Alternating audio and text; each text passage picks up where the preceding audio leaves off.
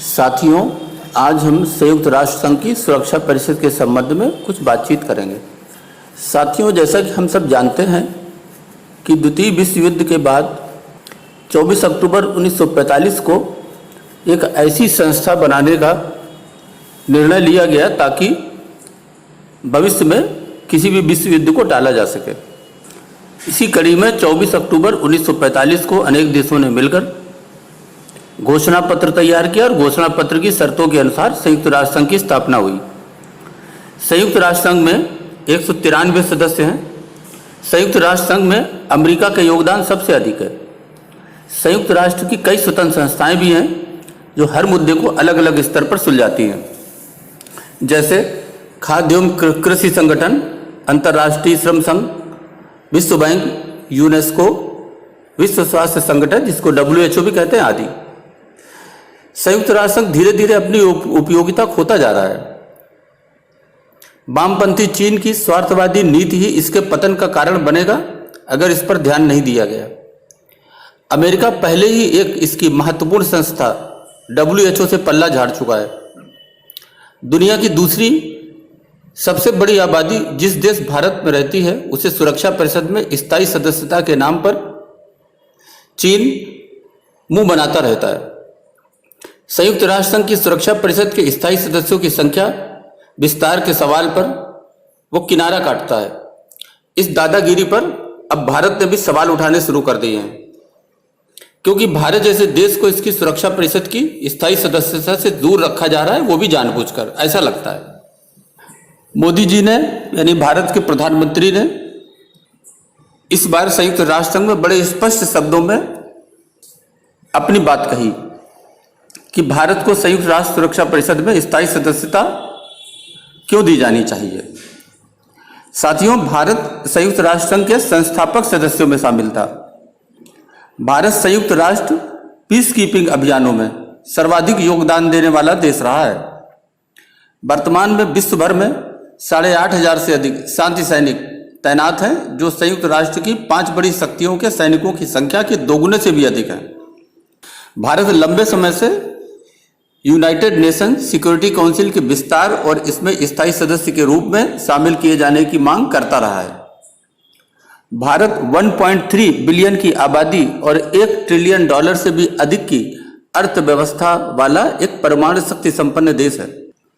भारत की जनसंख्या, इसका क्षेत्रीय आकार, इसकी GDP, इसकी आर्थिक क्षमता, इसकी संपन्न विरासत और इसकी सांस्कृतिक विविधता, इन सभी पैमानों पर भारत खरा उतरता है।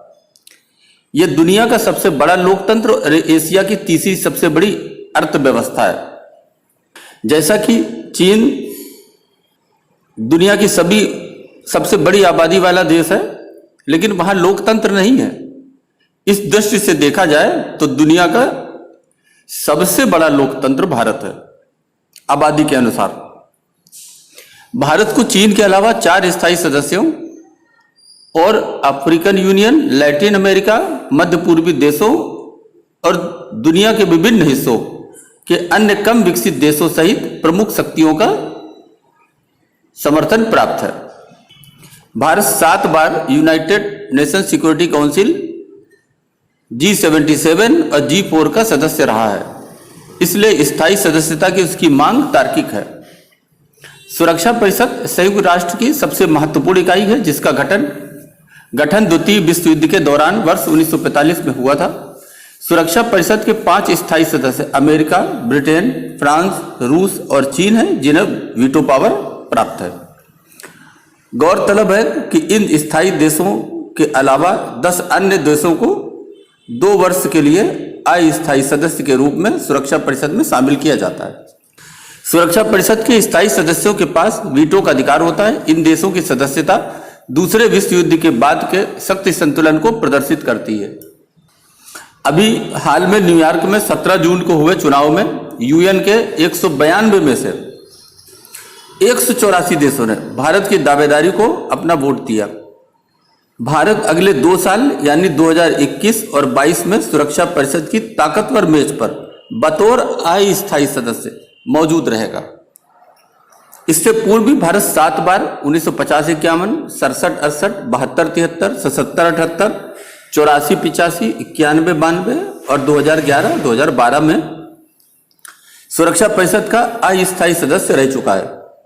संयुक्त राष्ट्र सुरक्षा परिषद में भारत की अस्थायी सदस्यता निश्चित तौर पर स्थायी सदस्यता की दिशा में अग्रसर होने के लिए एक महत्वपूर्ण प्रयास साबित होगा।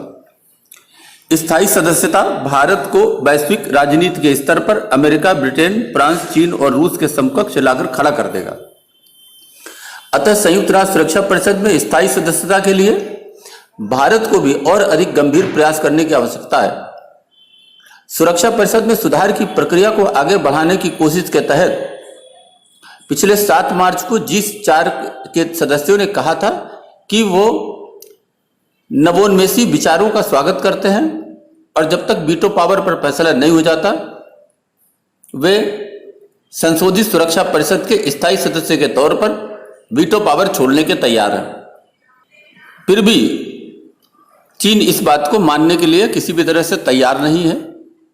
G4 के संयुक्त बयान में इस पर बल दिया गया कि संयुक्त राष्ट्र के ज्यादातर सदस्य सुधार के बाद सुरक्षा परिषद में स्थायी एवं गैर स्थायी सदस्यों की संख्या में विस्तार के पक्ष में है। चीन की अगर दादागिरी समाप्त नहीं हुई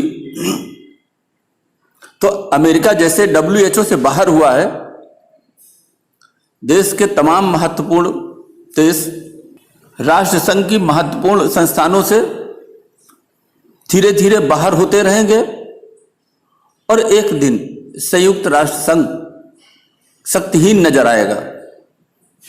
इसलिए इस बात की जरूरत है कि दुनिया के हर क्षेत्र के तमाम मजबूत देशों को इसमें शामिल किया जाए और इसकी महत्वपूर्ण इकाई सुरक्षा परिषद के स्थायी सदस्यों की संख्या में आवश्यकता के अनुसार 20, 25 या 30 सालों में इसकी समीक्षा कर इसमें उनकी संख्या बढ़ाई जाए ताकि संसार के महत्वपूर्ण देशों का प्रतिनिधित्व हो और संसार की तमाम समस्याओं का समाधान हो सके। और जिस उद्देश्य के लिए यह बनाया गया था कि अगला विश्व युद्ध न हो तो उसकी प्राप्ति हो सके। साथियों, अभी के लिए बस इतना ही। धन्यवाद।